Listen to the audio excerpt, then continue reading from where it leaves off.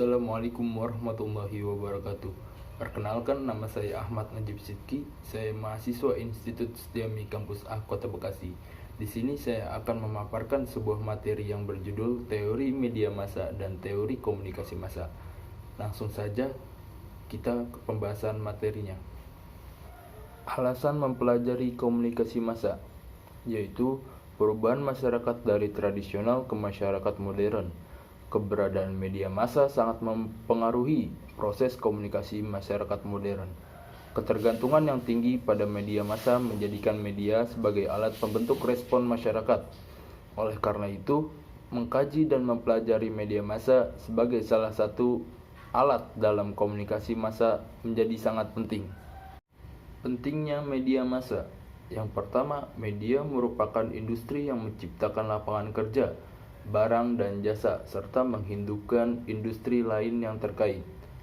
Adapun Dennis McQuell berpendapat tentang pentingnya media massa, yaitu manajemen media massa merupakan sumber kekuatan, alat kontrol sosial, manajemen, dan inovasi dalam masyarakat yang dapat didayagunakan sebagai pengganti kekuatan atau sumber daya lainnya. Lalu, media merupakan lokasi atau norma yang semakin berperan untuk menampilkan peristiwa-peristiwa kehidupan masyarakat, baik yang bertaraf nasional maupun internasional. Media seringkali berperan sebagai wahana pengembangan dan kebudayaan, bukan saja dalam pengertian pengembangan bentuk seni dan simbol, tetapi juga dalam pengertian pengembangan tata cara, mode, gaya hidup, dan norma-norma. Media telah menjadi sumber dominan bukan saja bagi individu untuk memperoleh gambaran dan citra realitas sosial, tetapi juga bagi masyarakat dan kelompok secara kolektif. Media juga menyuguhkan nilai-nilai dan penilaian normatif yang dibaurkan dengan berita dan hiburan. Adapun beberapa teori komunikasi massa. Yang pertama ada teori peluru atau jarum hipodermik. Yang kedua ada teori spiral kebisuan, dan yang ketiga teori kultivasi, yang keempat teori difusi inovasi, dan yang kelima teori determinisme teknologi, yang keenam teori agenda setting, yang ketujuh teori kritis media, dan yang kedelapan teori difusi inovasi, dan yang terakhir teori penggunaan dan gratifikasi. Mari kita simak teori-teori tersebut. Yang pertama ada teori peluru atau jarum hipodermik. Scrum pada tahun 1950 menyatakan teori ini mengasumsikan bahwa seorang komunikator dapat menembak peluru komunikasi yang begitu ajaib kepada khalayak yang tidak berdaya atau pasif. Media massa dianggap memiliki kekuatan yang luar biasa sehingga khalayak tidak mampu membendung informasi yang dilancarkannya. Khalayak dianggap pasif, tidak mampu bereaksi apapun kecuali menerima begitu saja semua pesan yang disampaikan media massa. Adapun efek komunikasi massa, yaitu ada tiga. Yang pertama ada kognitif atau informatif, keyakinan dan kesadaran. Yang kedua ada afektif, yaitu perasaan.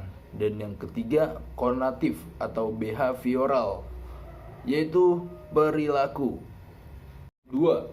Teori spiral kebisuan. Menurut Elizabeth Noel Newman tahun 1973 mengemukakan teori ini berpendapat bahwa media memiliki efek yang sangat kuat dalam membentuk opini publik. Menurut teori spiral kebisuan, ada tiga karakteristik komunikasi massa yang dapat berpengaruh pada opini publik. Yang pertama, ada kumulasi atau penimbunan. Yang kedua, ada ubiquitas atau keberadaan media yang selalu ada di mana-mana. Yang ketiga, ada konsonansi, yaitu persesuaian antara apa yang disampaikan media massa dengan opini publik.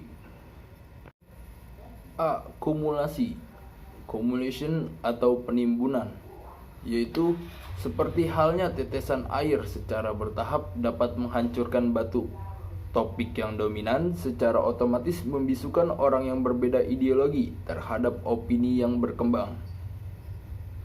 Adapun istilah di dalam teori spiral kebisuan, yang pertama ada avant-garde dan hardcore, yaitu orang yang tidak terpengaruh dengan spiral kebisuan.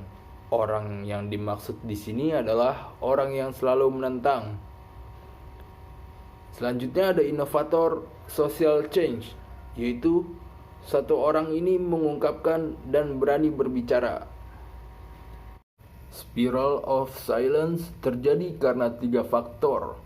Yang pertama, faktor usia, yaitu seperti halnya pada teori uji coba kereta api. Namun di dalamnya terdapat 2 anak kecil yang pada dasarnya kurang mengetahui apa isu yang sedang update di televisi. Maka tidak ada percakapan di antara mereka. Yang kedua, tingkat pendidikan, yaitu akan terjadi percakapan ketika mereka memiliki tingkat pendidikan yang memadai. Yang ketiga, ada faktor jenis kelamin. Biasanya konversasi akan terjadi jika banyak laki-lakinya daripada perempuan. Jadi, spiral of silence itu proses pembisuan kelompok mayoritas terhadap kelompok minoritas. Namun, media massa dapat mempengaruhi spiral kebisuan dengan 3 cara, yaitu yang pertama, media membentuk kesan-kesan tertentu tentang opini mana yang dominan. Yang kedua, media membentuk kesan-kesan tertentu tentang opini yang sedang naik atau berkembang.